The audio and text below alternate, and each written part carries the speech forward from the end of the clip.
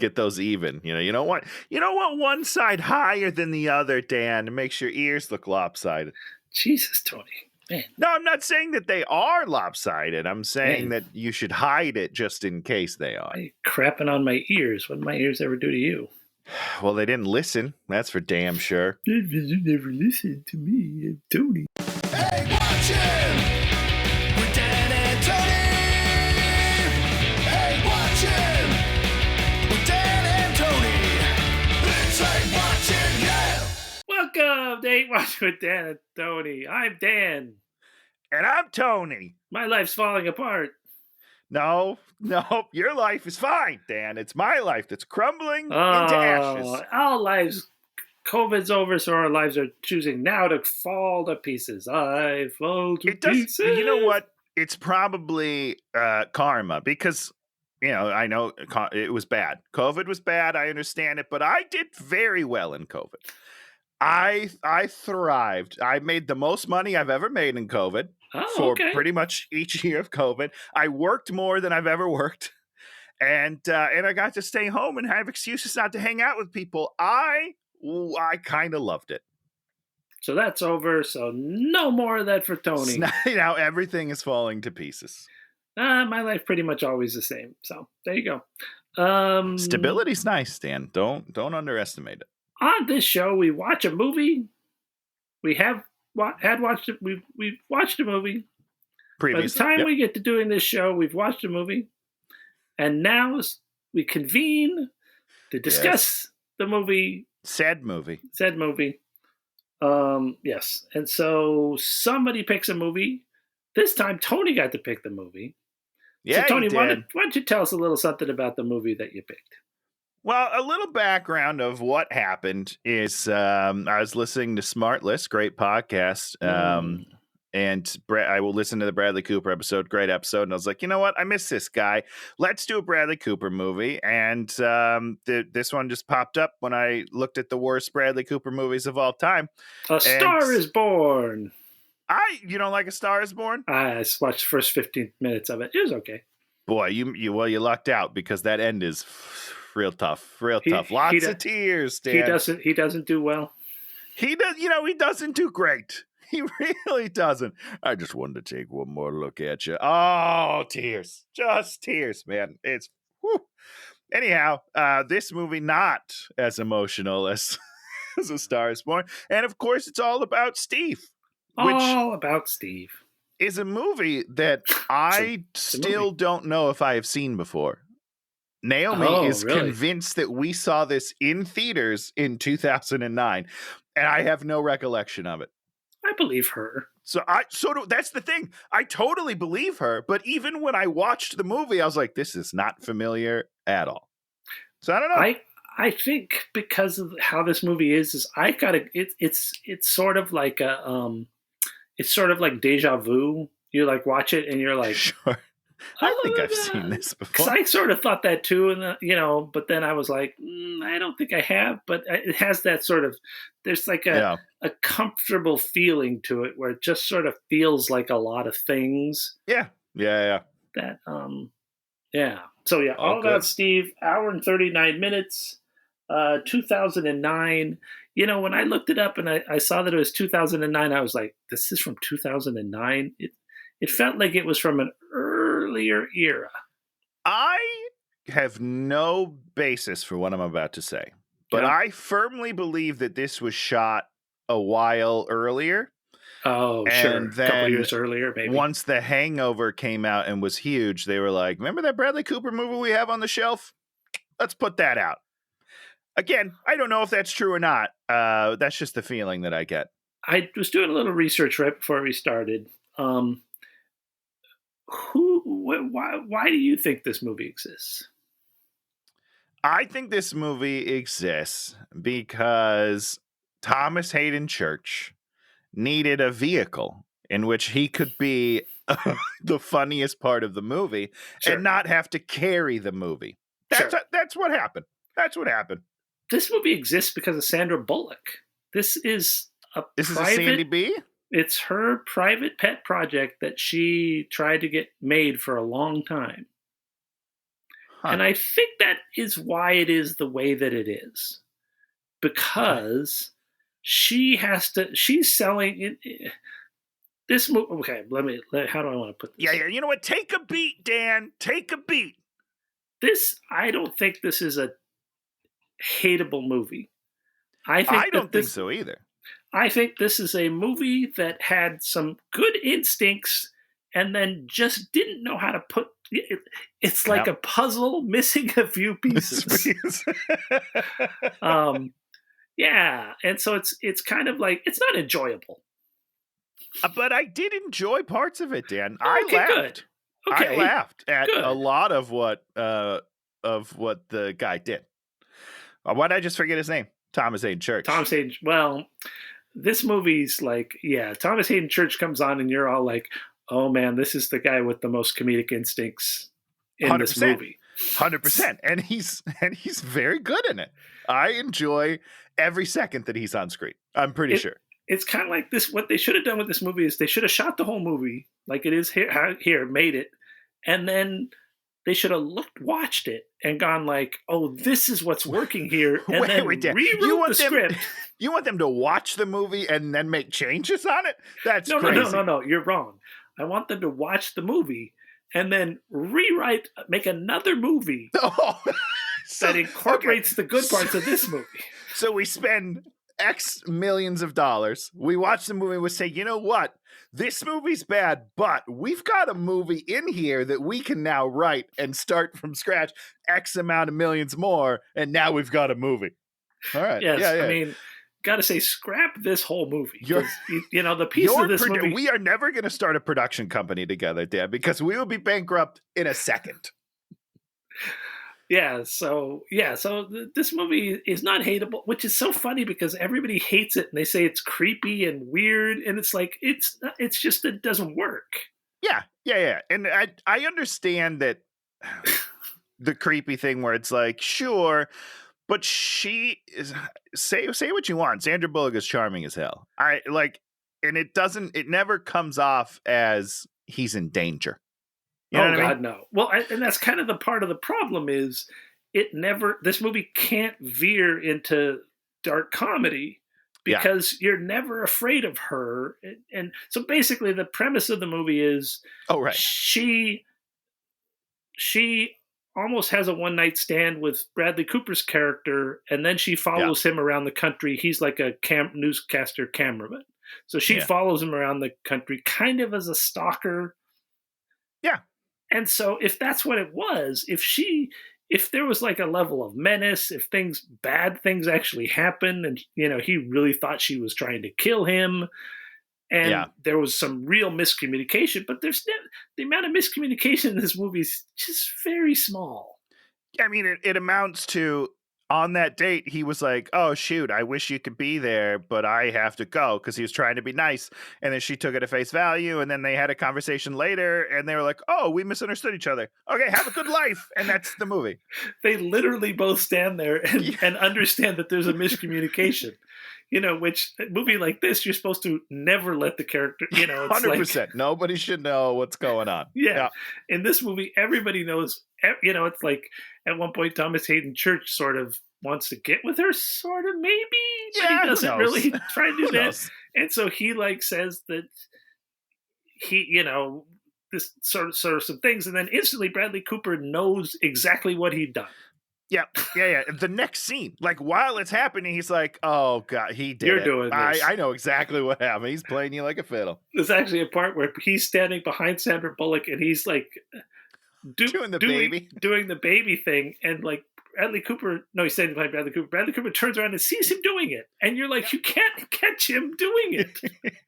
That's the whole idea. Is he keeps doing things. He's like, no. This bad. Ooh, baby. Yeah. Yeah. So there's and then there's the red boots. The red boots. And my favorite part about the red boots is when they try to explain the red boots, and the explanation is actually crazier than her just wearing crazy red boots. And I was like, I don't understand what's happening right now. Yeah. So we're gonna start talking about the movie. All right, let's get into this movie. Oh, one last thing. Oh, okay. Her name is Mary Magdalene, which is very weird. Because it's almost biblical. It's very close to biblical.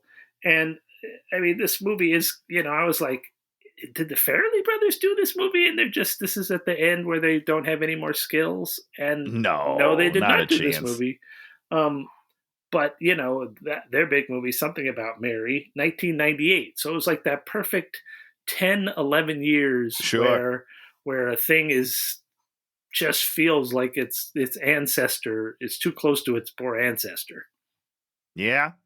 I'm looking up. His name is Phil Trail. Yeah, went on to just do TV. Yes. But a lot of TV. Yep. Whole lot of TV directing. Yeah. So he must be good. He did a bunch of The Middle, some Superstore, Fresh Off the Boat. Yeah, he's doing fine.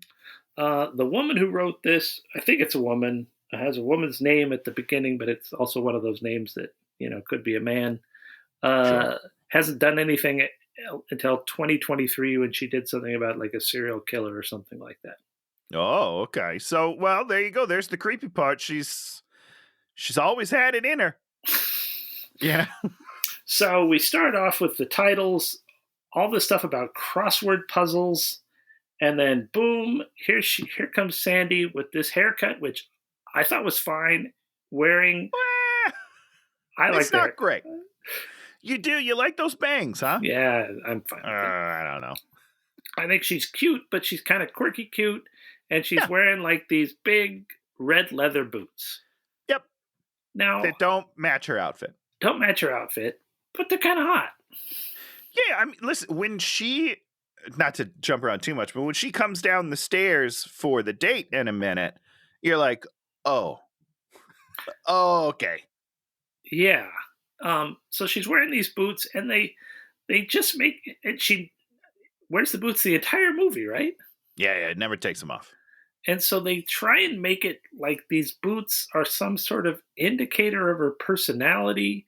Yeah. And big, weird, sort of sexy red leather boots. I don't know. It just doesn't. I don't know what it's meant to mean. Listen, I have no idea, but that's coming from a guy who dresses like this, so I don't understand anything. I'm wearing a Ninja Turtle shirt and sweat shorts. I'm not the guy that you would come to be like, hey, is she dressed okay? She looked fine. I don't know. If she's wearing like a big oversized sweater or, but she's comfortable. What are you going to do? Yeah, I think they needed to, if they really wanted to sell that, this is supposed to emit her quirk, signal her quirkiness at all times. It didn't do that for me. Nor me, but we're weird guys. Yeah. So red leather boots, she's walking, seeing people doing crossword puzzles, and she's happy. So I'm like, okay. She gets to the newspaper, the newsroom. She's got to see the editor. And her big pitch is that she does one crossword puzzle a week. Now she wants to go to 5. And she's like, everybody's favorite part of the paper is the crossword puzzle. And he's like, we're a local paper. We can't afford it. Now, I don't know anything about crossword puzzles or newspapers. So take everything I'm about to say with that in mind. But that sounds ridiculous because, it's not ridiculous.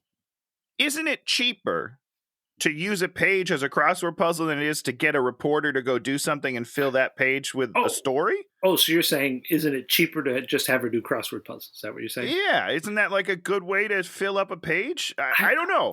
I don't know. Well, first of all, this part doesn't make any sense. Right? Okay. Yeah. Because this is not a motivating factor in her life, right? Well, it doesn't seem to be. She's doing fine. That's another question.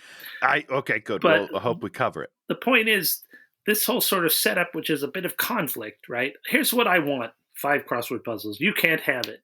And you're like, oh, okay, so there's going to be something about this 5 crossword puzzles. Oh, I see what you're saying, but there's not. Never comes back. Never becomes an issue. She never cares at all. She never cares. She doesn't even really care that much. No. So you're like, okay, this is a because it's not about her advancing her career. She's not like, oh, I need more. It's just a way to start a movie. Yes.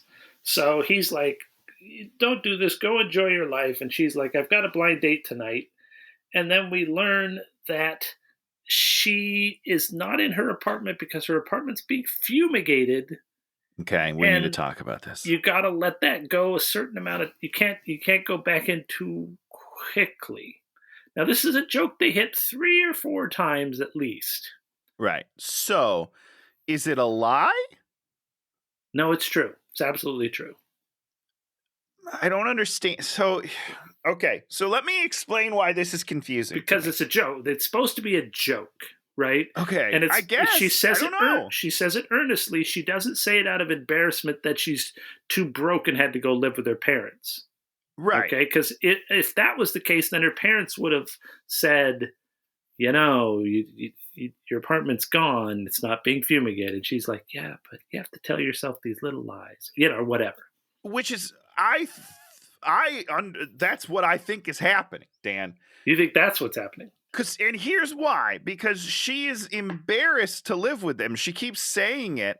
Like when she talks to the kids at the college and they're like, oh, how do you afford rent? Where do you live? And she's like, well, I live with my parents right now. But if she has an apartment that's being fumigated, she has an apartment.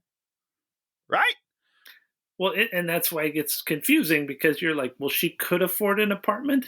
Because she has been. She's just not living there now because of bugs?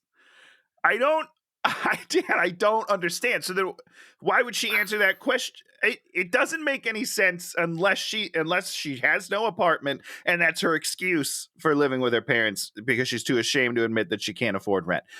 If she can afford rent and everything's fine, it doesn't make any sense in the movie. But she shouldn't be able to afford rent because she's broke. But then again, when she goes on this trip to follow the dude, there's never a talk of money. She's doing fine. She's fine. Doing all right. She can travel the country. She's not worried about the fact that apparently she was fired. It's very confusing. And I think that's part of the problem with this movie is she's a megastar. Sandra Bullock, kind of a megastar at this point. And so she's right. She's essentially casting herself in her project, so she hasn't set herself up with failings or issues that she has to conquer because she doesn't want to deal with all that comes with that. And it's like dealing with the issues is where the comedy grows. Sure. Anyhow, I realize that I keep jumping out of. And if you haven't seen this movie and you're watching this podcast, this is probably the most confusing one we've done because I'm jumping all over the place.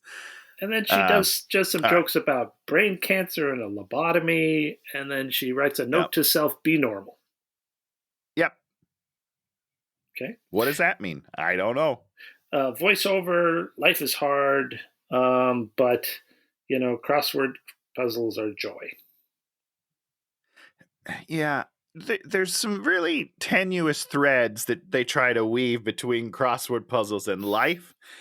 Not a single one lands with me. No. But this is coming from, I don't think I have ever in my entire life, Dan, finished a crossword puzzle.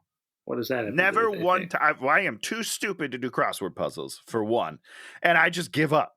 Once I'm like, what's 4 across? All right, fuck it. I'm done. This is stupid. We've learned something about Tony. No stick-to-itiveness except in acting. Sure, yeah. Never giving up the acting. What does a crossword puzzle matter? Because listen, Sandy B, it's not important. I'm sorry. Now, do you do that with your video games? Do you get to a certain point where you're just like, okay, I'm done with this one? Almost always. Oh, okay. Almost, but not because they're hard, but because something new comes up, and I was like, I've played this for about 40 hours. I'm good. I'll start a new one. I have a real problem with finishing video games. That's true, Dan. What about books? No, books I have to finish. Even if I hate it, I will stick with it. I read a book last year that took me almost 7 months, I'm pretty sure, because I hated it so much. I would read 4 or 5 pages every couple of days, but I can't quit. I have to finish. So I don't know. My brain doesn't work. Is that a struggle between you and the author or between you and yourself? It's a little bit of both, Dan. I'll tell you that right now. She goes to career day for unknowable reasons. Because she doesn't have a child. You don't go to career day unless you have a kid in the class, right? She's outside with the fireman. She has an awkward talk with the fireman. Then another fireman comes out Yeah, because they're all firemen. That would be a funny joke That'd be if a all funny of the bit. kids had fireman parents. I Just don't know. like 6 firemen all waiting there, and one comes And then out. someone who writes crossword puzzles. That's a funny joke. It's a great joke. It's sort of maybe implied there. I don't know, but I don't know. I didn't even notice that it was a fireman that came out. So I believe it was a fireman that came out, and I was like, that's kind of weird. But this fireman has maybe 2 lines in a 3-minute scene where she's just talking at him. I don't know. So the kids are bored, but then they sort of ask her viability questions, and then they kind of like, you're a loser. And then it just sort of fades away before these kids can really question all of her life choices, which is what that's what that scene's supposed to be. It's supposed to be. And it only works to me because I'm like, wait a second, her life doesn't actually make sense. And not because she's a loser. I mean, like, as story plot wise, her life doesn't make any sense. So we can't spend more time in this scene because they're just going to poke holes in this character. It's true. The kids, whatever questions they ask cannot be answered. They can't. The movie can't answer them because they don't make sense. Yeah. And that's the problem is you need to have your stuff make sense so that you can have fun with this, and then you'll know where to escalate and ramp up in this and make this a really, really embarrassing scene for her. And that would be, I want that. That's what I'm looking for, is for her to be like, oh, I got to change. Do all people that make crossword puzzles have to wear the red boots? Boom. No. We could talk about she walks home. So this is where it comes up, by the way. I just want to connect those 2 threads. This is the scene that comes up where they're like, hey, how do you pay rent if you're only doing 1 crossword puzzle a week? Which is a great question. And the movie doesn't answer it because from what I can tell, she really has an apartment that she pays for. She's just not in it right now because it's being fumigated. So she lives with parents, and the kids are like, oh, you live with your parents, you're a loser. But she's not a loser because she's got an apartment. She just can't be in it. I don't understand. And the whole idea that fumigation takes, maybe your thing is right. Maybe the fumigation is just an excuse because there's no, but she says it with such earnestness that like everybody does. Her parents do. She does. I don't know, Dan. I can't figure it out. So she's walking home and she's sort of sat in the park, and then there's the bus, and I'm like, oh, she's going to miss the bus and have to walk home. Oh, she makes the bus. She gets on the bus. Yeah. But Dan, she faces a problem on the bus because she gets on and she says something like, hey, I suffer from some sort of vertigo. Oh, yeah. Please wait till I'm seated. And then he just drives and she walks into a pole. Did she walk into a pole? She walks into the pole. Like she's walking, she hits the pole as she's walking because she, I assume, got vertigo. Dan, see, what's why absurd is that even in the movie? What's that absurd never comes back. She gets on another bus. It needs to happen there again. And it doesn't, and that never comes back in any other scene. It's and who knows? Maybe that was done afterwards. Maybe that was all done in ADR because she hit the pole, and they're like, let's come up with a reason that she hit the pole on the bus. I don't know, man. So she makes the bus, and you're like, yeah, she makes the bus. She needs to not make the bus. She needs to have that day where she doesn't make the bus because life has to poke you. And then she's all frazzled by the time she gets home for her date because she had to walk home, and she's all a mess. So she gets home. There's the parents, Howard Hessman. I don't know who the mom was. I don't know who that dad is. What did you just say? Howard Hessman? You don't know who Howard Hessman is? He sounds like a porn star. WKRP in Cincinnati. WKRP. No, none of this means anything. I don't know. You do not know the sitcom WKRP in Cincinnati? No. Oh, is it not 70s? Huge sitcom in the 70s. I was -10. I'm living on the air in Cincinnati. WKRP. Was it a good show? Yes, it was a good show. It was very not classic. A great show. Not a great show, but a very classic of the time period. I'm sure, top 10 sitcom of the time period. Better or worse than News Radio? Well, News Radio might be the best sitcom of all. Exactly. So why do I need another sitcom about a radio? All right? I don't. Get out of here. The parents live in a really nice house. Yes, they do. She's going to do the date, so she goes up to get ready, and then she's got Carol the hamster. But before we get to that fucking hamster, the dad, when she goes up the stairs, the dad turns to the mom and is like, if you ever want grandbabies, you're gonna need her to get rid of those boots. Just another barb at these boots that I don't understand. It doesn't make any sense. They're telling me that these boots are the worst things in the world. If I got on a blind date and someone showed up with those boots, I would be like, okay. Which is step one, and then step two, she'd molest you in the car. That's a good first date. I'm just gonna throw it out there. Hot Bradley Cooper shows up. She thinks he's gonna be ugly. He is not. He is not ugly, so she runs back. Dan, those piercing blue eyes. My God, he is a beautiful man. Good looking guy. And it turns out talented. This is what blows my mind is Bradley Cooper, just in his career, he starts playing kind of like, the asshole. And then he kind of goes into this realm where he's like, he could be a romantic lead because he's very, very pretty, but he's also got some sarcasm. Hold on. This movie came out the same year as The Hangover. Yes, it came out. Again, I still believe I know. Yeah. that it was shot. And here's my reasoning.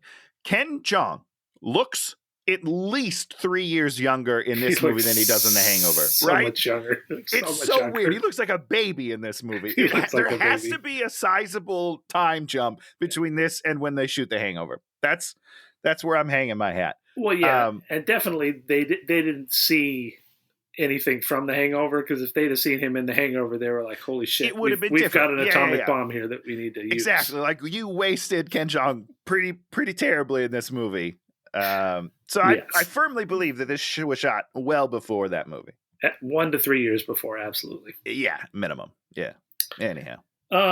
She runs back up the stairs, comes back down with makeup on, her cleavage, but she changes like from a normal skirt to a sparkly skirt. Yeah. And she wears the same top, but she opens it. Open. And it's like, and then she doesn't say a word. She just is like, it's really showing off her bosoms. It's really weird. It's the least she talks in the whole movie. Yeah. So they get out to the car, and she's not talking. It's this raining. Is my first laugh of the movie. And then she just jumps him. So the first time I was like, oh, there are funny parts in this movie. Somebody knows how to make a joke. They just couldn't figure out how to put it all together. She's got her seatbelt on, and she wants to jump him so voraciously that she fucking like lunges, but the seatbelt catches her, and she's like, ah. First like genuine laugh, and it was a good one. She looked kind of like a zombie for his. It's great. It was a great little bit. She gets off the seatbelt and like jumps him, and they're gonna do it in the van. Jumps him. They are. Yeah, they're not even leaving her parents' house. They are right outside. The parents are probably watching through the window. It's raining though, so that I like that it was raining to sort of give them a little bit of cover, a little privacy. Okay. And then she just starts doing Encyclopedia Brown stuff, and he turns off to her almost instantly. Yeah, which I get, because it was very confusing, because she was. Here's why it's confusing, dude. Not a chance. As Bradley Cooper, in defense of Bradley Cooper in this situation, she starts out with just kissing. Yeah. And then suddenly she stops doing the kissing and is just talking. Yeah. That doesn't even make sense to me. Why would she stop her action? Her desire was to get it. She wants to get it. And then she stops wanting that mid-scene and instead is just talking. That doesn't make any sense, Dan. The physical imperatives of the human body do not work that way. And let's just be clear. She puts his hands on her tatas, so he would have been fine. Wouldn't this movie have made 10 times more sense if they did it? If they did it, then she started talking. 1,000,000%. And then he was like, "Oh my God, what have I done? I need to leave. Crazy, I gotta get out of here." Her attachment makes more sense because they've been through the physical act of love. Yep. And his desire to get the fuck out of there makes more sense. Like, yes, They have to hook up on that first date. And the truth is, it sort of vilifies him, the man, a little more, which is fine because, Yeah. you That's the know, point, though. Like, and because he also has to go through a change for this movie to work. Yeah. Instead, nobody goes through any sort of change. Just a huge opportunity, although the two of them, pretty sexy. God, well, they're beautiful. Yeah. It's two beautiful people. He fakes a call. I gotta leave. Let's talk just real quickly. Faking a call on a cell phone when the person is within a foot from you, very difficult. Because you can hear it. The phone did not ring, Dan. It didn't ring. It didn't light up. He just pretended to answer the phone. I'm pretty sure. She finds a Twinkies package and is like, oh, he likes Twinkies. Which is and so weird. Sort of pay it off later. They sort of pay it off, but we'll talk about it when she pulls it out. But what's interesting is she just tucks it into her bra, which is got to be very uncomfortable because those are not soft. More importantly, well, it's just like why does she need the package? She made the connection. She's never seen a Twinkie before, Dan, so she has to go to the store with that package and be like, okay, which one's a Twinkie? Ah, there it is. So she goes and goes back inside the house and constructs a puzzle, constructs a crossword puzzle, and then she sends it in, and then we have a montage of it sucking. Yeah. And then we find out that basically it's all about Steve. That's the name of the puzzle, and it's just like, what does Steve smell like? And the name of the movie. Yeah, that's why I went like that. What does he smell like? What is his color is his car? And so everybody's unhappy, and she gets fired. Yeah, as she should. This character would never do that, by the way, because crosswords to her are like, what's the word I'm looking for? Everything. They're like her. She would never sacrifice the quality of her puzzles because it would never happen. So now we get to meet Thomas Hayden Church. Sanctity. I was looking for the word sanctity, I believe. Oh, okay. Thomas Hayden Church, he plays the sort of roving reporter. Bradley Cooper's Steve is his cameraman, and then Ken Jeong is sort of the producer. Yeah. Ish. Then we sort of do a whole thing where he's like shooting women's breasts, and I think that's Bradley Cooper doing that, right? It's 100% Bradley Cooper. So Thomas Hayden Church is on a shoot, and there's a woman with large boobs and holding a plant or something, I believe. Yeah. And so they zoom in they focus on the boobs, and the plant is like in the corner, and they think that this is okay. They don't understand why they're getting in trouble for it. You don't quite understand. Are you setting him up as a misogynist? Are you not? You're not doing anything. You're not doing anything. That's the answer. Yeah. So their punishment is weird. They've got to go to Tucson to follow a story. Okay. Which doesn't even sound like punishment, does it? It's just like that just sounds seems like what he's supposed to do. You got to cover a story because that's what you do for your job. I don't know. Sandra Bullock's having a bath. She's singing opera. Then she gets out and tells her parents that she's going to follow him to Tucson. The first weird thing that I feel like she's worn to me is this flower shower cap that she's got on. Very strange. Other than that, it's a 1960s thing. Okay. All right. Well, there you go. Classic. So there they are. So now they're in Tucson. There's like this hostage crisis. And an Old West town. Yeah. And they're on the scene, and then they think they hear shooting, and there's a horse that's fallen over. Then the horse gets up in the background, so it really It's a good thing that you didn't write this movie, Dan. You are butchering the scene because it's kind of funny. Thomas Hayden Church is funny because they hear it's a car backfire. Spoiler alert. There's a car backfire. The horse that's trained to pretend to die in these fake shootouts in the Old West does his fake death thing. Thomas Hayden Church thinks that it's real, so he puts on crocodile tears and is like, "Oh, this horse is perished." And then the horse gets up behind him while he's talking about the horse dying. Great stuff, Dan. He could have been more, Yeah, well, he could. Yeah, everyone could have been more. He could have been like, when the horse is alive again, he's like, "Oh my God." It's a miracle, you know. Right. Yeah. So what happens, the horse gets up and Bradley Cooper and Ken Jeong are trying to tell him that the horse is awake. He's not understanding the signals. What, classic, whatever. It's not very funny, but it probably could have been. But the thing is, once he realizes the horse is alive, he just gives up. He just cuts the scene. He's just probably. like, all right, cut it. This is dumb. Which is not, you would have to try to save it. And by doubling down, that's how you save it. Yes. But, they don't do that. She takes a bus, she bothers people, and then the bus ditches her at a cafe. That bus driver's getting fired, right? Because there's no way that you can do that. Absolutely can't do that. And phlegmy. Why is it so phlegmy? Oh, Dan, gross. Let's reschedule. I need a cough drop. Get yourself a throat lozenge, pal. I just had a cough drop. I don't understand this because they all hate her. Which is like not really the theme of this movie, right? The theme of the movie is the opposite. Is that everybody but Bradley Cooper loves her. That's the theme of the movie. Or sort of the theme is, if you spend time with her, then you come around to seeing that she's okay. Is that true, though? Because she gets fired from her job. They've known her for a long time. They fire her.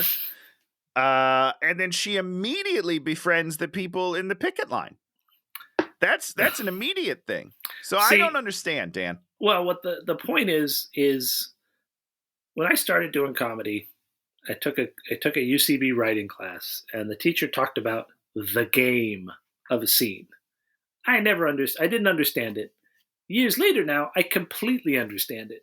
What a game in a scene is, or the character is, you set up some repeatable pattern that you repeat until you break the pattern, and then that will surprise people. And so you get two things out of that. Or ultimate. Oh, shut game. up, Tony. There's two Tony, routes. Can I finish? I don't want people that are learning sketch comedy from us right now to be misled. There are two ways to end the scene.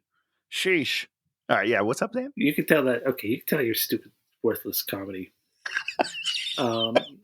So you make the audience happy by repeating the pattern, because then they're like, oh, you see, she did the thing she's supposed to do. Yeah. And then you surprise them again when you break the pattern. Yeah. So what else did you have to say, Tony? Well, that's one of two ways to end the scene. You either subvert the pattern or you do the ultimate, the one you can't top. It's so surprising because it's so much bigger. Yeah. There's just two ways to end it. I just didn't want people to feel like there's only one way to end a scene, Dan. There's only one way to end the scene. There's only one correct way to end the scene. That's so true. They don't know who she is. They don't know, they don't know what she wants. I mean, her eventual want is to find her tribe. That's her eventual want. Which comes to me almost out of nowhere. But what do I know? So if that's your thing, you have to keep her. If your thing is she needs to find her tribe, she needs to keep finding tribes that she doesn't fit in with.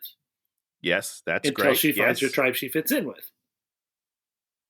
But that's not what this movie's about, Dan. That's not what this movie's about. So she gets to the cafe. She buys Twinkies there.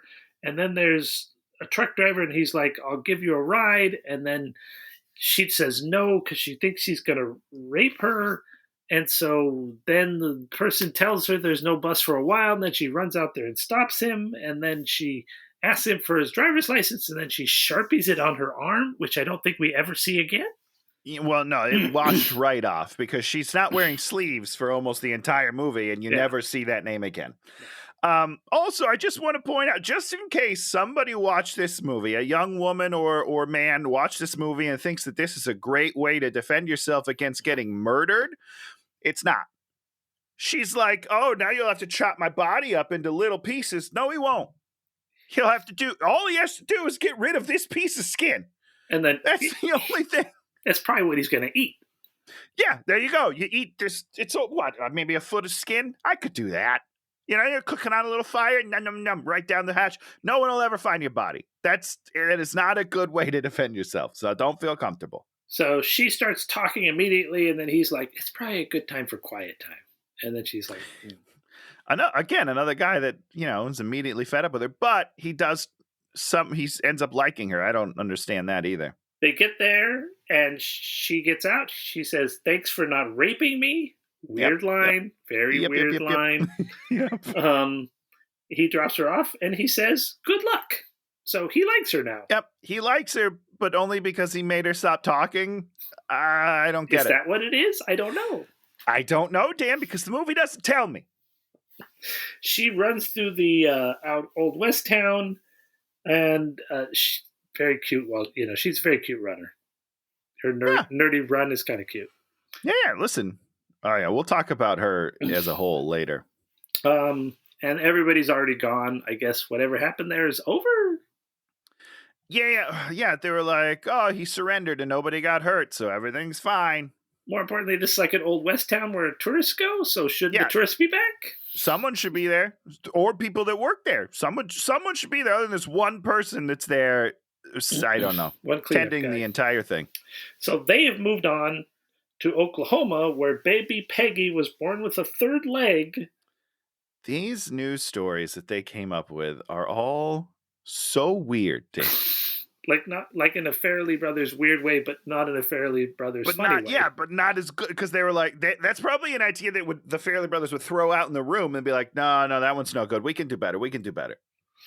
So they're like, go interview weird people. And so they talk to this one woman who talks about her vestigial penis. Yeah. You're just like, which is, what? It's a weird scene, but they stick the landing, because then she starts humping Thomas Hayden Church's leg and going, "Can you feel that scar? Can you feel that scar?" It is the weirdest thing I've ever seen in a movie. I don't know what's happening, but I love it. Then Vasquez shows up. Then Mary shows up. Mary runs to him, pulls out the Twinkies, but they've gotten crushed for some reason. And nobody mentions it. They're totally smashed. They are flat. The Twinkies should have a nice volume to them, folks. And these Twinkies are cardboard flat, and nobody says anything. I don't understand. Shouldn't she say something when she's handing him the Twinkies that are now destroyed? Well, she doesn't explain why they're destroyed, but she's like, "I know you like Twinkies." Right. But she doesn't know that he likes Twinkies that have been sat on, does he? So she should say something.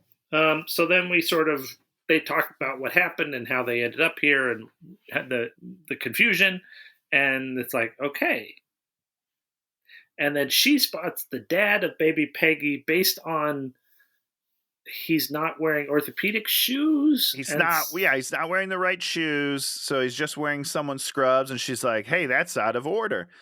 And now this is where I was like, oh, so she's going to help him tell the story. And that's how they're going to bond. And then that didn't happen. Yeah, well, we have a couple of kind of things where her knowledge sort of helps them in sort of ways. In like small ways that don't ever really pay off. Yeah. So she then goes down to talk to the pro third leg people, and she makes a friend who's the girlfriend from Eastbound and Down. She's very funny. I love her. She's great. She's also in Four Christmases, which I watch every year, and she is the best part of that movie for me. Yeah, she's so funny. She's charming and funny and underutilized. Not. I don't think she's given a line in this entire movie. I'm sure she is, but I couldn't tell you what they are. She doesn't. Yeah. She doesn't, She doesn't have anything fun to do. Yeah. And it sort of sets up, and then DJ Qualls is there. Yeah. And you're like, okay, now is he going to be the real boyfriend? That's what I thought. That's not only is that what you thought, but that's what the movie not only set up, but that's what should happen. That's how it should end. Yeah. And if we just set it up like that they were a couple. Sure. And they both were accepting her, then I could accept the find your tribe thing. But they really set it up that he's kind of into her a little bit. And she seemed into him, like, not overtly, but they had a lot in common. They were very similar, and she was noticing those things. And then when she gets, I don't want to end the room. I'll wait till the end of the movie. But he's way too young. Sure. And it feels weird. Sure. You're like, he's a young boy, and she's an adult, a very adult woman. Yeah, she is. and it feels really weird. And so you're like, how are you But going to then they get don't these? do it, so you're fine. How are you going to get these two together? But that's not what the movie's about. They don't. So you're like, yeah, oh, they don't. Don't good. worry about it, Dan. That thing You're that's overthinking it. sort of feeling uncomfortable to me. No. So we're in the press tent, and Ken tells Thomas Hayden Church's character how he's got a stalker. Yes. And he says, Steve's got a stalker, and then I wrote, this is the joke. Did you bang a fireman? What? Why is that a joke? Why was that a joke? Because I laughed. They said red boots.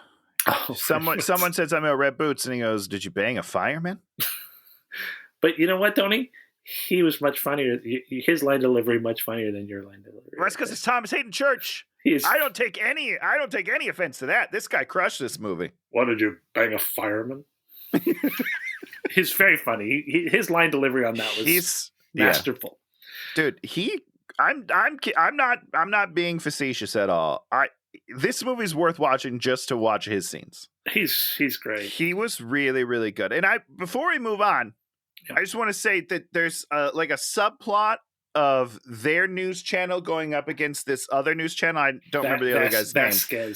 Yeah. They have like this nice budding. I wish the movie was just about that. Would have been funny. But then you have Anchorman, I guess. Yeah. Now that I'm thinking about it, I guess that movie's already happened. But those are my favorite scenes when they're doing stupid news things against each other. And there's this one moment that we missed where Vasquez pulls out a doll, a little baby doll with 3 legs, and Thomas Hayden Church looks at it. He goes, "Son of a bitch! He's got a 3-legged doll, baby." It's just the funniest fucking thing to me. I laughed so much at that line. So he goes out there, Thomas Hayden Church, and engages her and invites her into the media tent, and he's like, Steve's afraid of commitment, and so you just have to go after him even harder. And it's like, which is so weird. But they also sort of make it like he's trying to get with her, and he choose one. Make him just this guy that just wants to fucking with Steve. Wants to see chaos happen, which is, I love that. I think that's very funny. But yeah, there's this weird thing where like it seems like he's coming on to her, but while he's coming on to her, he's telling her to chase after this other guy. And I was like, oh, what he's doing, Dan, is he's going to have her get her heart broken by chasing Steve. And then he's going to swoop in and be the shoulder, and then he wins. But that didn't happen. So it's like this movie has so many setups for things that just don't happen. Just disappear. They just dissipate. And then he's like, I don't want you. I don't want you here.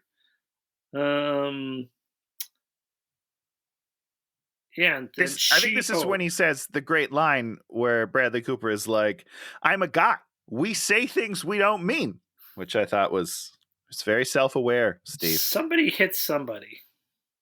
Everybody hits everybody in this scene. And there's Bradley Cooper punches Thomas Hayden Church in the face. Yeah.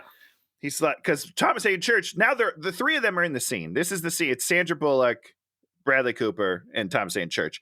And Thomas Hayden, this is one where he's standing behind Bradley Cooper and egging Sandy on. Yeah. And Bradley Cooper's like, I don't like this. I don't want you here. And Thomas Hayden Church is like, yes, he loves you. He loves you. He wants a baby with you. Yeah. So then Bradley Cooper sees it, which he shouldn't. And he's like, I'm going to punch you in the face. And then he does. And then Ken Jeong comes in because the story's happening, and he hits Bradley Cooper in the face with the camera for some unknown reason. It's the weirdest, bizarre way to get out of a scene. I feel like they just painted themselves in the corner. Like, how do we get out of this? Let's just make everybody fight and then run away. I don't know. So then the whole baby thing just gets settled. Yeah. And then he's up there. They're on the platform shooting, and then she gets tangled in the cord, and he falls very far onto his back. He's dead. Bradley Cooper, rest in peace. You're dead. You're dead right now. Again, it's weird to me because this isn't what the movie's about. She's not there to like accidentally destroy his career. No. So the joke doesn't make any sense. I don't understand. So now they have to go to a Texas hurricane, And then we got this kind of fun thing where Bradley Cooper's in the back taking off his clothes for an unknowable reason. I have no idea why he's doing that, but yep. And then she's running right next to their van, and they're sort of having this discussion. She's having a conversation with Thomas Hayden Church about where they're going next. Bradley Cooper is hiding and being like, why are you telling? Don't tell her this. Don't tell her this. And he's also pumping her for information. Yeah, so that he knows more about like, her. Let me know. Well, none of that, but like, let me know Texas. where we're going. Yeah, give me some things to say on the air, which I do like that. It's an interesting bit. And they don't follow through on anything. But this is my second favorite line of the movie after Baby Doll, which is my favorite line of the movie. Bradley Cooper's hiding in the back, and he's laughing. I don't know if he's supposed to be laughing, but he's like laughing, and he goes, "Is she running by the van?" I was just like, I don't know why it landed so good, but it was great. But visually, a really fun shot, and really an interesting conflict where she's, they're kind of interacting, but in a really unusual way to have one person outside running, and there's some interesting communication. There are moments in this movie that I'm like, this could have been good, and that's why the ultimate hate for this movie, I just don't understand. We're going to talk about all of that at the end because I don't understand it either. Oh, okay. So she goes back to the weirdos and she bonds again with DJ Qualls and what's her name? And then DJ has a gremlin, so they're going to take the gremlin.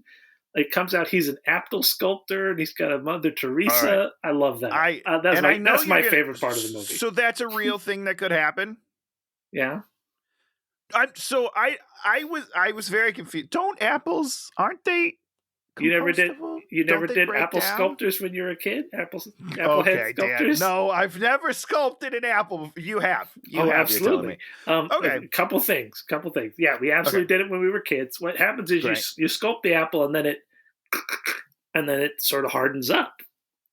Oh, it's kind of like a head shrinker. When you do head shrinking. Interesting. So in my head, I thought it was more like a pumpkin, which would like shrivel up and die eventually. No. Interesting. Okay. This is not something I knew. Yeah, just maybe it's not a thing you did in your elementary school.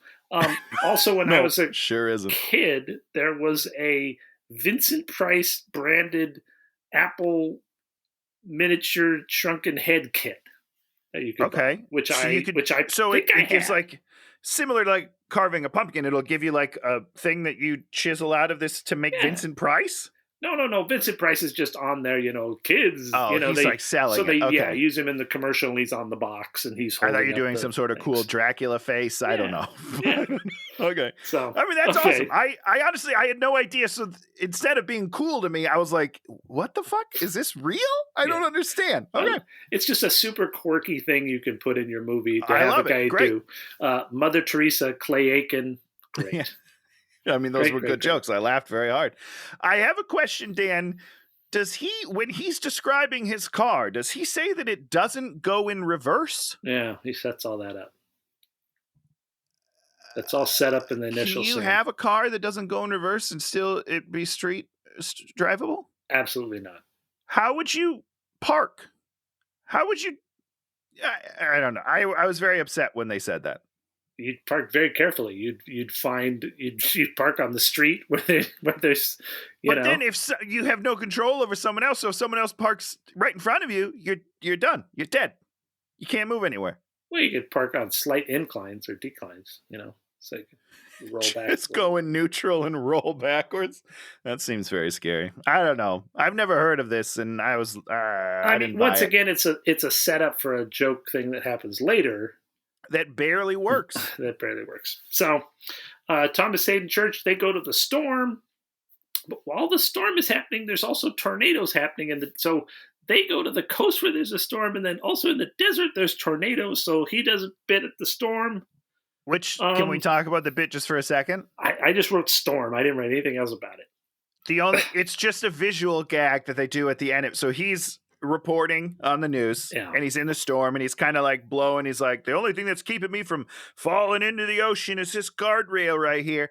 And then they cut and they pull out and it's actually Ken Jeong holding his belt underneath them and making sure he does. And it's visually very funny. So they are driving in the Gremlin, and here comes the tornado. They have to jump out of the Gremlin, and Because it doesn't go in reverse. they have to hide in like a storm drain, which she thinks is connected to a sewer, which doesn't make any sense. Doesn't It's make not any connected sense. to a That's sewer. not how sewers work. And then, in addition to the tornadoes, there's cicadas at the same time, and so they get slapped in the face with cicadas. His Gremlin literally gets picked up and drawn off into the tornado. I love that shot. That was the greatest shot ever. It was beautiful. It's a great shot, but then Good looking. in the next scene, they're driving it again, and I got mad again. So... Well, maybe not. It's not the next scene, because they do find it, I guess. They find on the it. ground, It's on its side and completely destroyed, and then, of course, it still works. runs. Yep, still runs. Now But it probably still doesn't go in reverse. Sorry. That's not funny, Tony. It's not funny, Dan. I don't like it. I don't like that they set up the car doesn't go in reverse. It's a stupid gag. So now we're going into Act 3. Act 3. Oh, boy. Act 3 longer than Act 2, I think. I think it's longer than 1 and 2 put together, and it's a completely new movie. So we start the new movie with a carnival in the distance, and we're like, oh, a carnival. Then we have like all these kids, which I guess are deaf. Do they clue us in that these kids are deaf? They for sure do, because when they... Okay, so first of all, Dan, why are they running through the woods? I have no idea. It's a group of kids with a couple of adults, and they're running through the woods. 4 adults. 4 adults. They're running through the woods to get to an open patch of field, and on the other patch of that field is a carnival. Other side of the field. On the other side. What did I say? Other patch of the field. Whatever. Right, blah, blah, blah. Patch of field, and then the other side of the patch of field is another. Well, there's 2 patches. You stick the patches together, you sew it up, and it's 1 patch. Okay. Listen, it doesn't matter. Why aren't they in a parking lot? Everything matters. I don't know. Why didn't they just get off of a bus? I don't know. Why are they coming through the woods? Maybe they're deaf woods children. They go to the deaf woods school. Well, listen, that actually might make more sense, because later they lose one, they don't know it. But so they're they come through the woods, and they're like saying, "Hey, we're going to go to that carnival," and they're speaking in sign language. That's the only reason I know that they're deaf. Okay. And I was like, why are these deaf children in the woods? And then what happens, Dan? They run across the field, and they fall into an abandoned mine, which I thought was a sinkhole, but it's an abandoned mine. Oh, interesting. I was with you.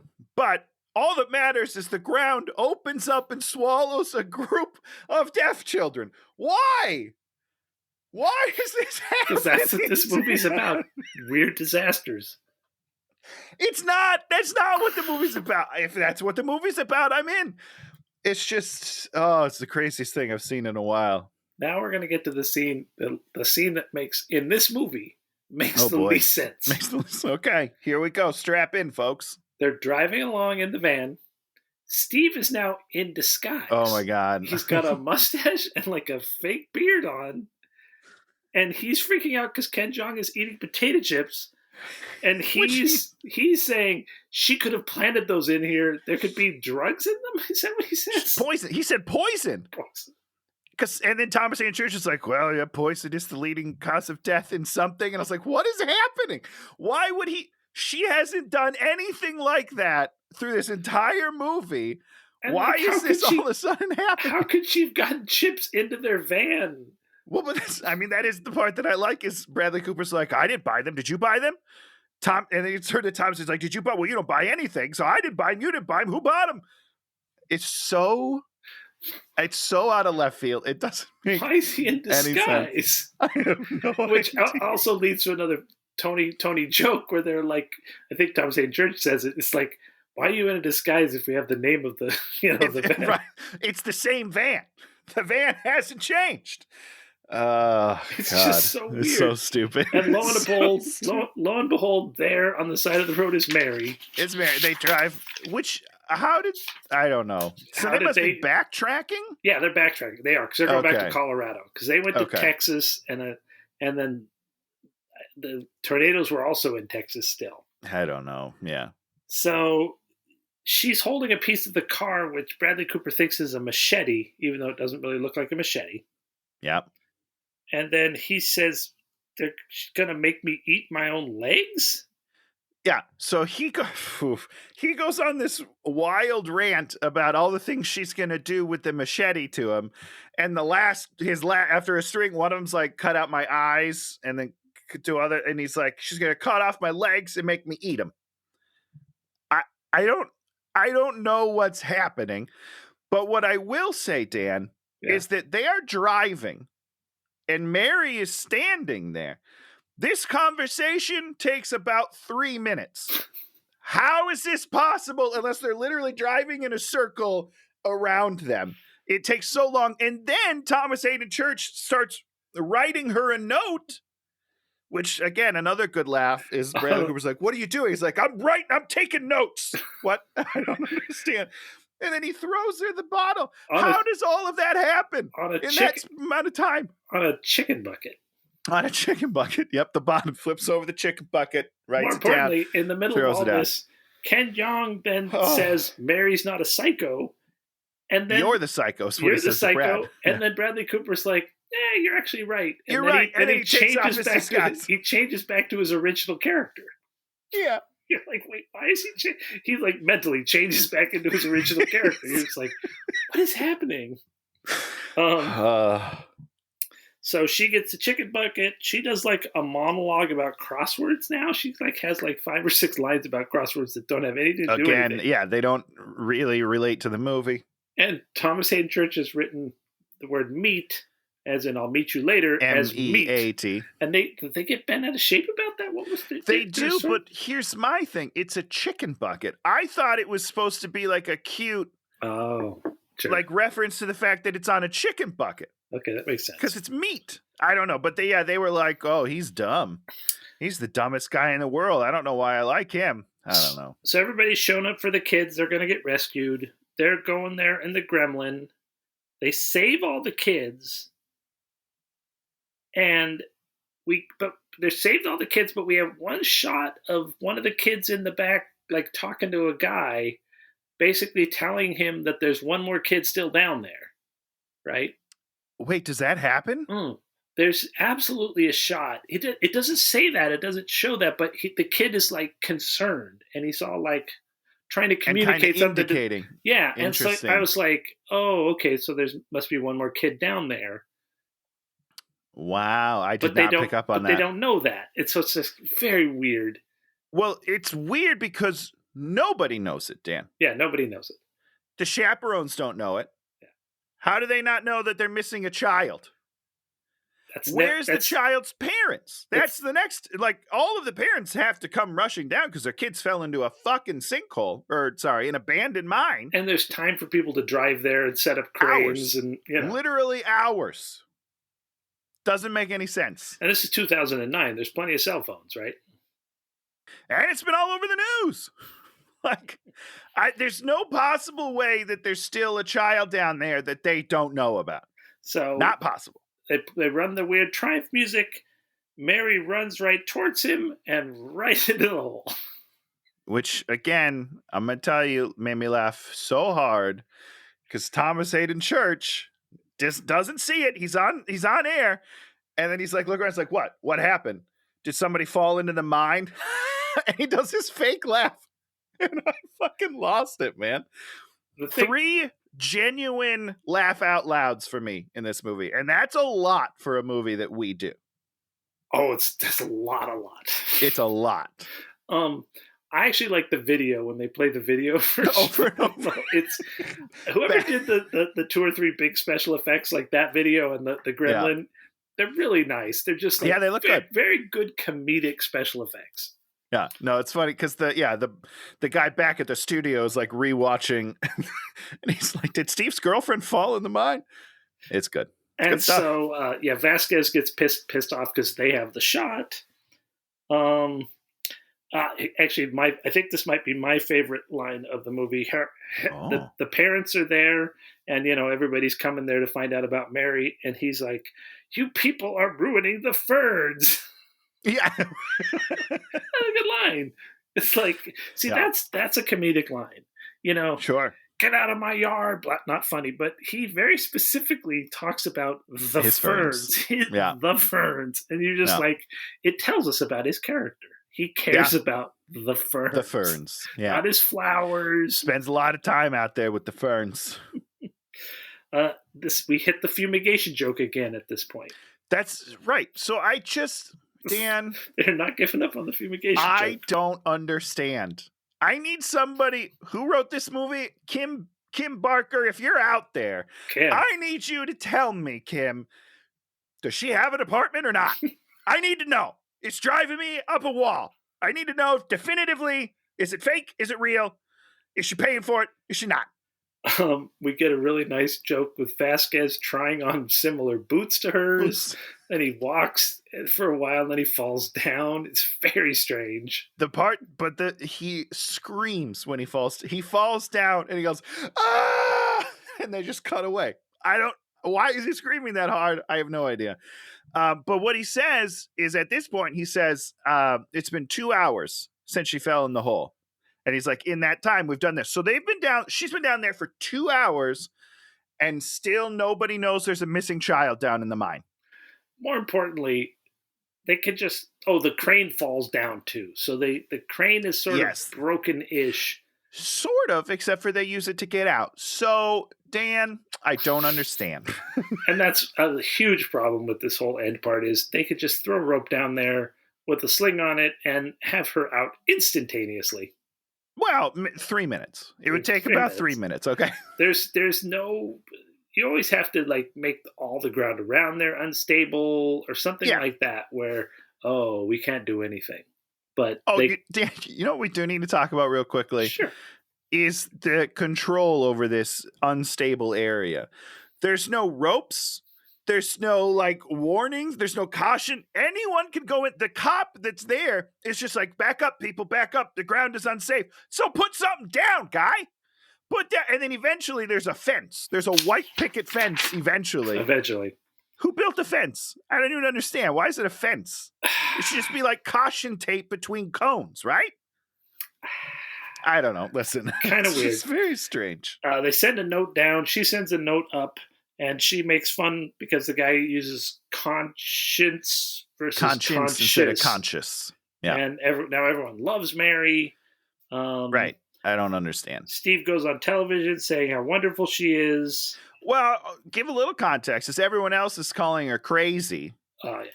And he hears that, so he's like, I want people to know the real her, which is weird because he also thinks she's crazy. So I'm a little confused. There might be gas down there, so they're giving up hope. DJ Qualls. Yeah, so suddenly she's dying. Out of nowhere, they're like, "Oh, by the way, she's about dead. Got 30 minutes left. She's dead." It's called raising the stakes, Tony. Raising the stakes. Yeah. All right. She does a monologue down there about how she doesn't have the answers. Yep, I guess. But she never has any answers, right? I don't know. It's kind of weird. And then we get you want to do the explanation of why she wears the boots?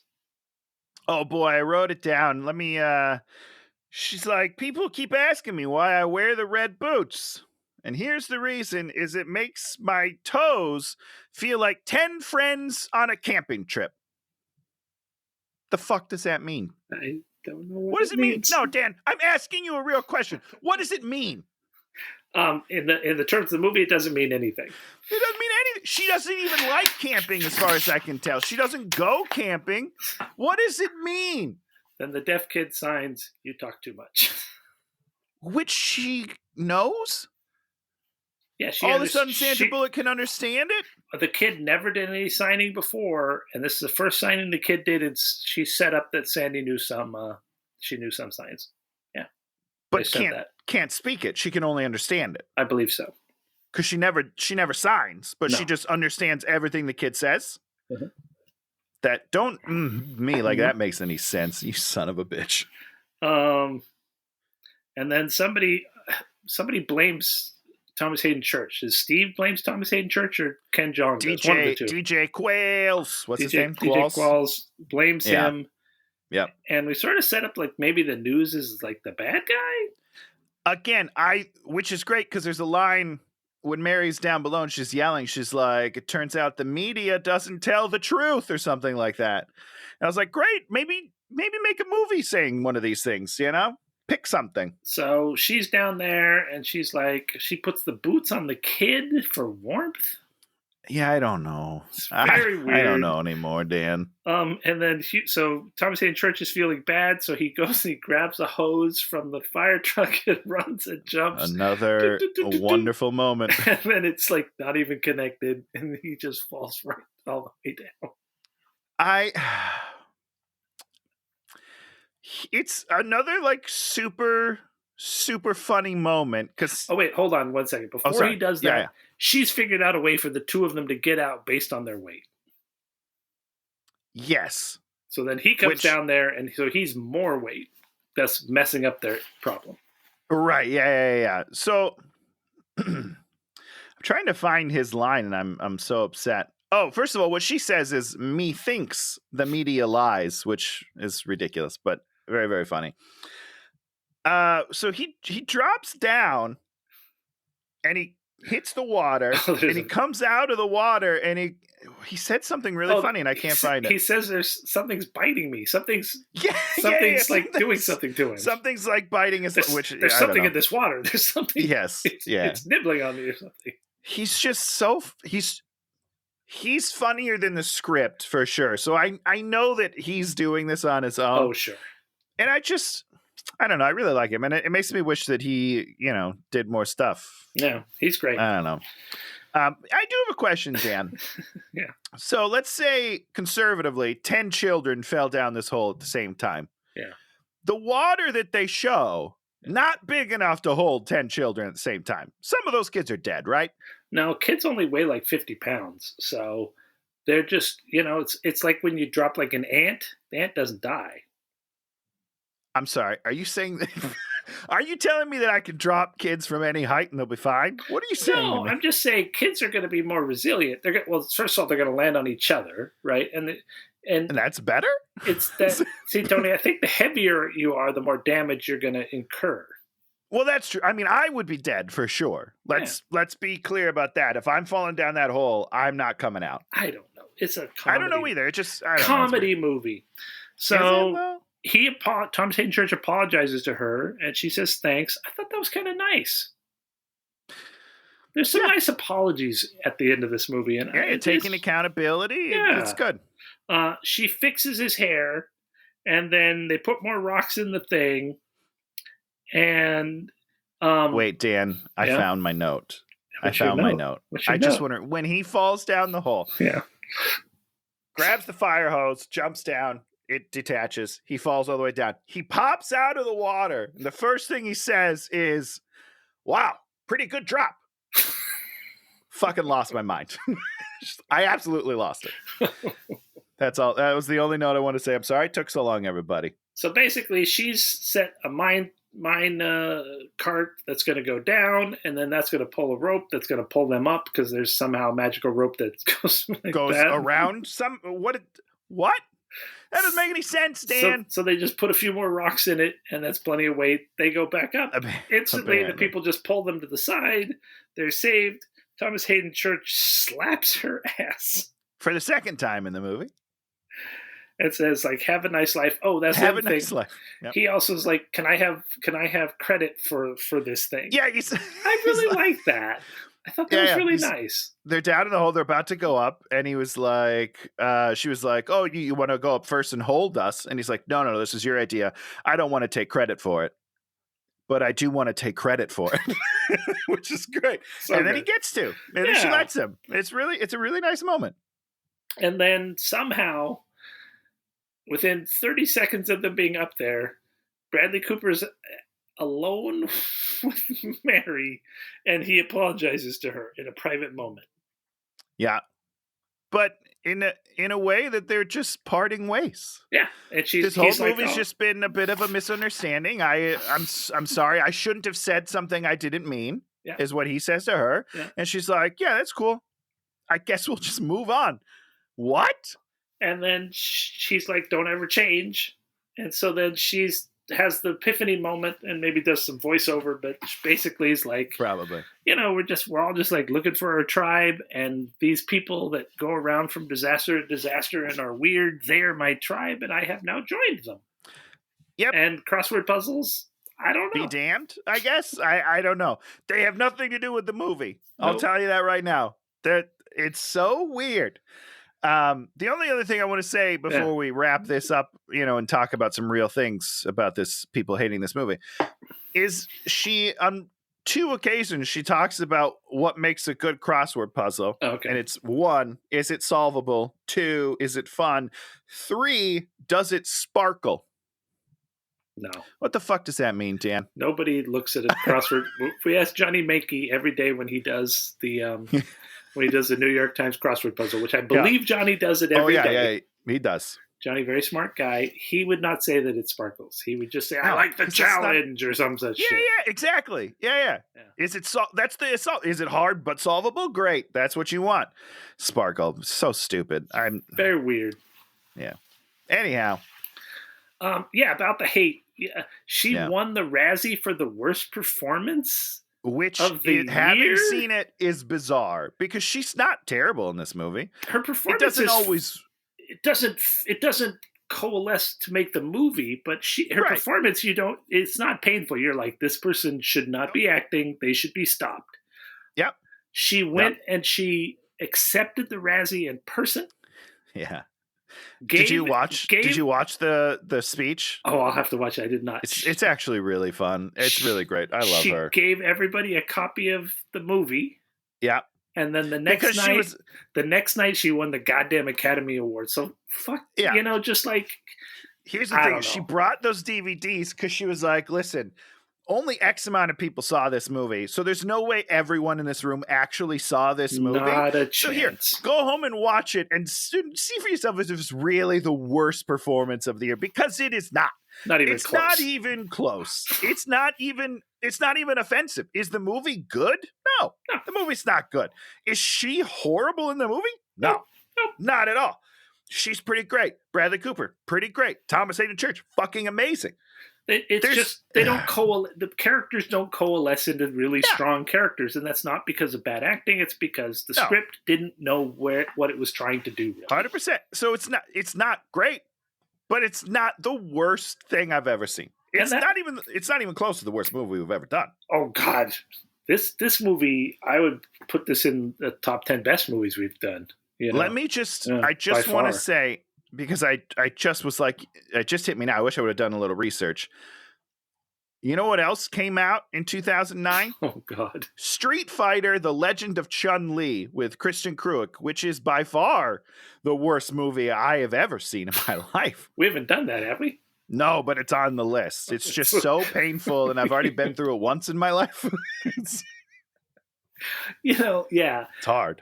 And it's like, it's not like anybody in this thing's especially creepy. There's not like a bunch of the sexual stuff is not like, like in Boltneck, with what's his name grabbing his junk and the teacher being weird. You're just like, okay, the teacher's so weird in that movie. I don't know. What was the dad talking about sex to the kid? You're just like, okay, this is. Did you inseminate her? Come on, guy, you can't say that. It's weird. But yeah, this movie. Dragon Ball Evolution also came out in 2009. We've already done that movie. That movie was horrendous. It's not good. It's not good at all. Yeah. This movie just was like a puzzle that didn't fit together, and they didn't know how to put it together. Probably because it was basically development hell. That the script had to have been. People kept probably adding jokes to the script, and then they didn't connect to the other jokes, and then this will be funny. It does feel, because even some of the things that I laugh at don't make sense in the movie, which is fine. So we forgive you. Listen, not even close to the worst movie I've ever seen. So close. I'm okay with it. Sandy B, you deserve an apology. Not from me, but from the world. The world, does give you an apology. Now we talk about something we like. I watched the new Luther movie on Netflix last night. Oh, I haven't even seen the series. Is it good? Oh, go watch the series. Oh, series. Okay. Oh, it's incredible. I think it might be Idris Elba's best work by far. Oh, yeah. Oh, God. He's amazing. Yeah, but I mean, he hasn't done that much. What? I'm kidding. I'm kidding. He's on the Wire. Again, haven't seen The Wire. You mean the greatest TV show that ever was produced? I have not seen The Sopranos or The Wire, and those are two things that I know that I have to do, but so many people are like, "Oh, you gotta see it, you gotta see it," that I still don't have any desire to. The Sopranos is really good. It's like Yeah. I resisted it maybe the first season, then I started it up, and then you were like, okay, I get it. But I've never done Breaking Bad, so. I'll tell you right now, I think Breaking Bad's overrated. Ooh, Tony. Sorry, guys. You're Sorry. going to. Don't get me wrong, Bryan Oh, Cranston, he's incredible. phenomenal. Yeah, sure. Absolutely knockout. One of the best performances you'll see. The show, So what do you I don't got? think it's that great. What do you got for us? So yeah, the Luther movie, it's fine. It's not great, but it's well Doesn't worth quite watching. live up to the show. I don't think so. Andy Serkis is the bad guy. He's very creepy and weird, and you're like, oh yeah, ooh. Talented guy. Very talented. Very talented. Yeah. Guy. Yeah, good for him. But another thing where the pieces of the puzzle don't really fit together that well. You're just kind of like, this guy's just okay, whatever. Okay, what do you got for us, Tony? Well, we ventured out of our homes and went to the movie theaters. Went to the theater? And we saw Operation Fortune this week. You don't even know what it is? It's Guy Ritchie's new movie. It's Jason Statham, obviously. I watched the trailer, I think, yesterday or the day before, I think. I had a great time. Is it a great movie? No. Is it a good movie? Yes. Is Hugh Grant unfucking believable in it? Yeah, he's awesome. Every moment that he's on screen, I'm like, please God, give me more of this. Him and Josh Hartnett together. I want to see a movie with just those two as this duo. They're so funny, and the movie's good. Did you watch The Gentleman? Is that what it was? I skipped The Gentleman because I was so upset by his. I mean, he did what? King Arthur, terrible. Aladdin, terrible. Then The Gentleman, I think, and I was just like, by that time I was out. I was like, guy, you can't do it. But then Josh Hartnett was in this movie, so I had to go see it. You should watch The Gentleman because. Okay. I will. Who was the guy you were talking about first? Hugh Grant. Yeah, he's in both. Hugh Grant is phenomenal in The Gentleman. I love him. And Charlie Hunnam is incredible. Yep. And what's his name? Banshees of Inisherin guy. Colin Farrell? Colin or Farrell. The older guy? Colin Farrell has the greatest. I love Banshees. He has his greatest role. Not a giant role, but. Interesting. Okay. All right. I'll go back and watch it then. It's a beyond watchable movie. I think you will really like it. Okay. Well, I really liked this one. So if it's, and everyone seems to say that this is a step down from The Gentleman. So The Gentleman, Hugh Grant is also very good. He's good in this. But the He's Colin so funny Farrell in this guy, movie. He plays a guy that runs a boxing gym, and he's so fucking funny and so great. I'm gonna go. I'll put that on the list then. I'm gonna go rewatch those scenes again just with him. All right. You're like, oh, this is great.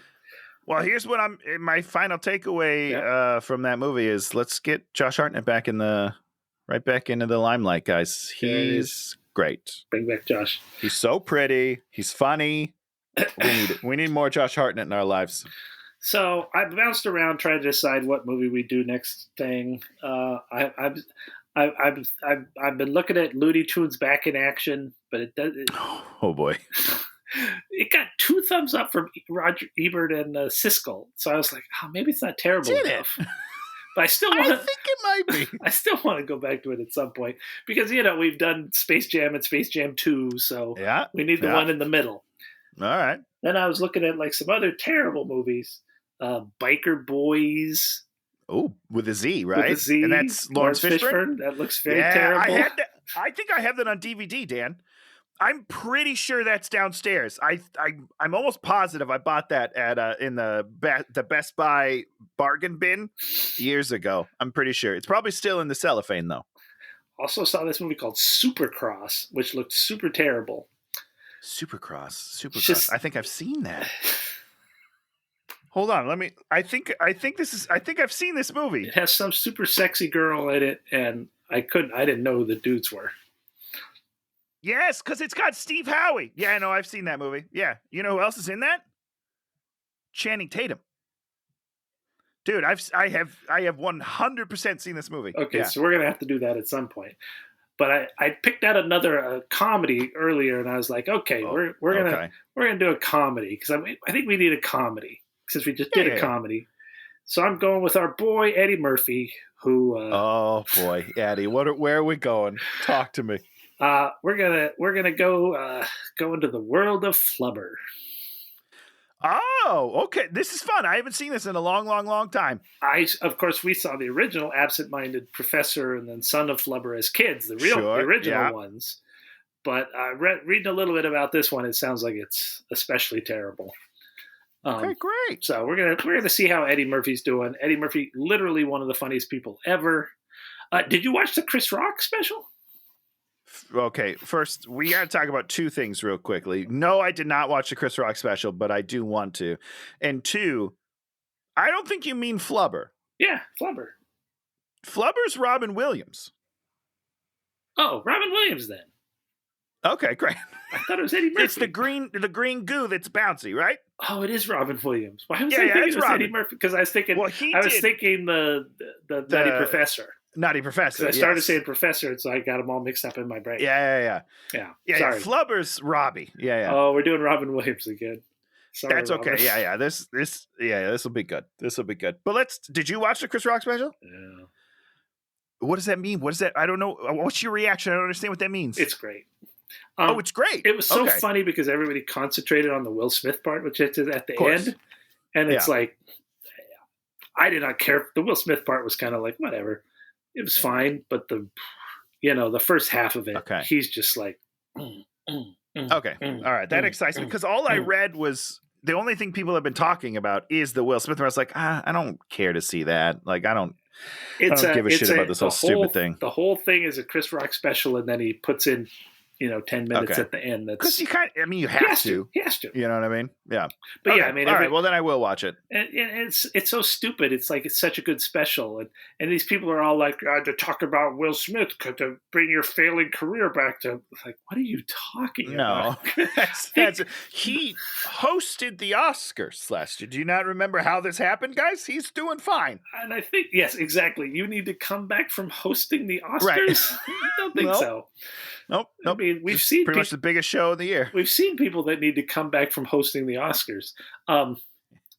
Funny other thing, I watched for a while there. I was watching all these Hollywood Reporter roundtables, where they have a bunch of actors, and they had Rob Lowe on there, where he talked about, they're all talking about disastrous situations, and he talked about his Academy Award one where he sang with Snow White, which I don't even remember that.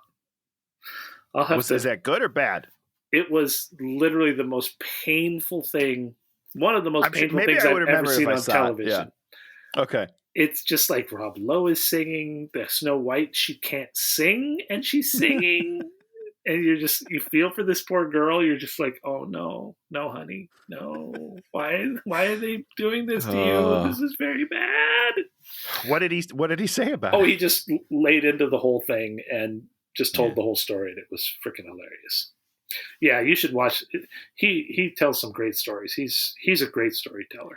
Rob Lowe is awesome. This is a great moment to once again just kind of talk about The Grinder, the most underrated sitcom of all time. He is. I love that show. He is very good at doing his comedy. Yes. Yeah. You wouldn't cast him in everything, but where he's doing his thing, he does it perfectly. On fire. Very good. Lastly, I got my big personal plug. My new Space Duck book is out. So yes! If you want to read about Space Duck, 245 pages. It's also on Amazon. Okay. Put it up on Amazon. You can buy it off my Etsy store. Okay. I've had a total of 0 downloads on my Amazon because I haven't promoted it at all yet. So what does that mean? Is it like it's an ebook? E-book okay. For your Kindle But you have a reader. physical book. Yeah, you can buy the physical book from me on Etsy. Got it. Okay, so Etsy, physical book, Amazon, digital book. Get them, everybody. Look what you can do. See? Like, we're promoting the shit of it. Let me promote my thing as well. I'm kidding. I don't have a thing, dude. I know that. That's why I was waiting for the joke to die. Along with my career. Thanks, Dan. Your career doesn't have to die. It's already It has to be alive in order to die. Zing! Sing. You son of a bitch. Zing, zang, zang. So, anything else, Tony? No, this movie wasn't that bad. No, wasn't bad. I mean, it's not good. It's not a good movie. It's not a good movie, but it's not a bad movie. It's not even painful, really. It's a very I laughed. average movie. Yeah. And yeah, so saying this is like the worst rom-com of all time, Gigli exists. And I know that's that's like low-hanging fruit. There are so many worse. Even in the year that this came out, the Ugly Truth came out the same year. Have you ever seen that? What's the Ugly Truth? It's one of the worst rom-coms I've ever seen. It's Katherine Heigl and Gerard Butler. You know what? We should probably do The Ugly Truth at some point. We have to do The Ugly Truth. All right, we'll probably do it. But there's so many worse movies out there, guys. It's always amazing when you think you're running out of movies, and then you're like, oh yeah, we got to do this. We got to do Supercross. There's never-ending supply. Biker Boys. Movies. You just find, it's like Biker Boys. People, and that's the problem with movie hate, is they pick a movie like this as being the hateable movie, and it's like, no, it's not. There are a lot of movies that are hateable. This should not be the one you're going to. You should be talking 100%. about Katherine Heigl trying to be funny or appealing, two things that are not humanly possible. And you can't understand half of what Gerard Butler says. So the movie is a mess. You know what? There's a good chance we're going to do that in 2 weeks. I'm not going to lie. We might be going there in 2 weeks. I'm down with it. But this is not a movie. And I know, I'm sorry, we'll wrap it up. Yeah. This is not a movie that I am angry about or will continue to remember. You know what I mean? Like, it'll just fade away because I don't care about it. Because there's a couple, like there's a couple of Thomas Hayden Church zingers. Yeah, and wow, what a drop. There's movies, yes, that you forget we even, someday one of us will pick a movie that we've already done on the show. No, you will pick a movie that we've already done on the show. Do. Yeah, I'll never do that, but we will do that at some point. We'll be like, Tony, we already did that movie. I'll be like, oh yeah, prove it to me, and then you will. Yeah, Hook. I'll do Hook every week. Oh, so bad. It is not that bad. Looky, I got hooky. Bang-a-rang! I mean, it's so good. This is a 10 out of 10 movie, Dan. You got to die on a different hill. That is a hill I will definitely die on. Now, there's the question. Do you like Hook better or Pan better? Here we are now. Entertain us. Like, that's the weirdest scene in a Peter Pan movie I've ever seen. So it's hard to see. Now, poor Pan. I like that movie, but I don't remember it at all. That's the only thing I remember is they're in that weird pit thing with all of and Hugh Jackman is leading the song from Nirvana, and I was so confused. That's all I remember. Vaguely remember. Right, because Pan is the one with Hugh Jackman, right? I'm not crazy. Yeah, okay. Yeah. They do a rendition of Nirvana. It's in the movie. I don't know. See, but I'm excited to see the new one. Oh, is there Peter and Wendy or whatever that movie is that's coming out. They make babies or something? I hope so. I hope they do. Let's get it on. Let's get it on. So if you like what you see, give us a thumbs up, maybe subscribe or leave a comment. And we'll be back next week with Eddie Murphy and Flubber. Maybe Robin Williams and Flubber. Nope. It's going to be Eddie Murphy. We'll see what happens. Goodbye, everybody.